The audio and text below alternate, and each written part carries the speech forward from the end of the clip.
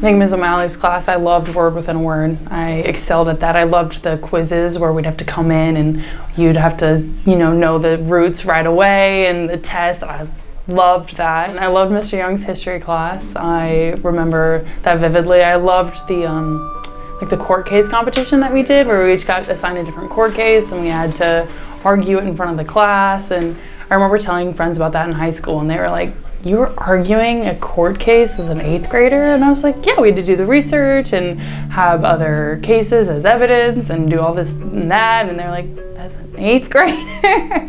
But it was so much fun. So I feel like I always joke that when I was at Sycamore, I didn't know that I was smart. I didn't know that I had abilities that other people didn't, just because everyone at Sycamore is smart and everyone is good at what they do and everyone is so talented at so many things. So you don't really think about the fact that hey, I might be kind of good at some things, because you see some kid taking calculus in 6th grade and all of a sudden you're like, oh, I guess I'm not good at math. But that's not true. And so I think Sycamore, I got to high school and I was like, wow, I already know how to write a paper. I know how to do research. I'm really pretty good at math, and I can read and analyze books. I can speak Spanish. I can do all these things that a lot of my peers couldn't. And I don't think I realized I had any of those abilities until I left the bubble that was Sycamore, because everyone here is so talented and smart, and you sometimes get kind of lost in that and you're like, I don't know if I'm really that great. But definitely leaving, I was like, oh wow, I have a wealth of knowledge that I didn't even realize I had. In middle school, I kind of decided, I don't know if I like this. I was in the advanced Spanish class. I was like, I don't know how I feel, if this is really for me.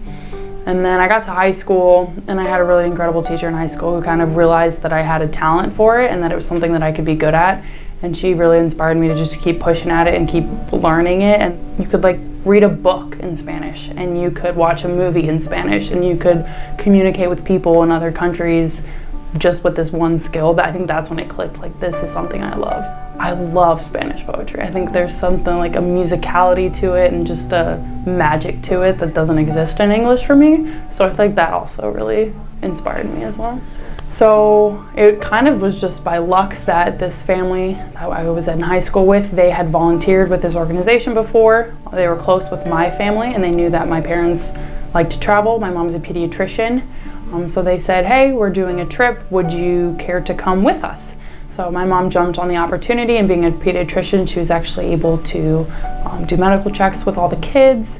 Just spending a week there, I was using my Spanish, and I was hanging out with kids who I absolutely loved, and I was experiencing a new country. I've always loved traveling. And then the more I thought about it, I was like, I don't want to go to another country to teach English. I want to go to another country to live there and to experience it and to do something that I will love. I'd been to Cochabamba, but it's just been for a week. So I got to go back for 4 months and work with an organization that I really cared about. Just hang out with kids all day long. You can't really ask for anything more than that, just to be a small part of their lives. And then I got to travel to some incredible places that I never knew existed. So I think that was the coolest thing. I think the biggest thing was just getting accustomed to the language and to only speaking in Spanish, because no one there speaks English. Being from the Midwest, you feel like only the Midwest acts the way we do, where you're welcoming and you love everyone and everyone's a family, and you can go into random stores and people are friendly to you. And going to South America, I was like, I have no clue what's gonna happen. And actually it's like the Midwest. Actually, my host family was super welcoming. Most people I met were come into my home and eat more food, and you haven't had enough food, and hang out with my family. And the biggest thing when you are living abroad or moving abroad is the fear of being included in things and accepted in things. And I think most of the time, as long as you're a nice person and you're willing to have conversations with people, they'll accept you and bring you into their homes and teach you what they know. Sometimes being scared can lead you to your best experiences. I mean, when I got on a flight to fly to South America by myself, I was terrified, and it turned out to be the best thing I've ever done. So it's okay to be scared. It's not bad. It's okay to feel that emotion. Just don't let it overpower you, and learn to live and love in the new situations that you're in. Don't leave Sycamore too early. Take stock of your friends here and the relationships you have here and the people that you've met here. Take stock of all of that. Lean on them in these last couple months. Just be grateful for the experiences and the time that you've had here. Obviously high school and college and everything, it'll be there for you when you get there, but don't lose sight of what's going on now, and don't not appreciate what's going on now, because you will look back when you're my age and you will miss Sycamore and the friends that you had here and the memories. So you're all ready to go, and I know your foot's halfway out the door, but take stock, take a minute, take a breath, and think about all the great opportunities and all the great memories that you have here.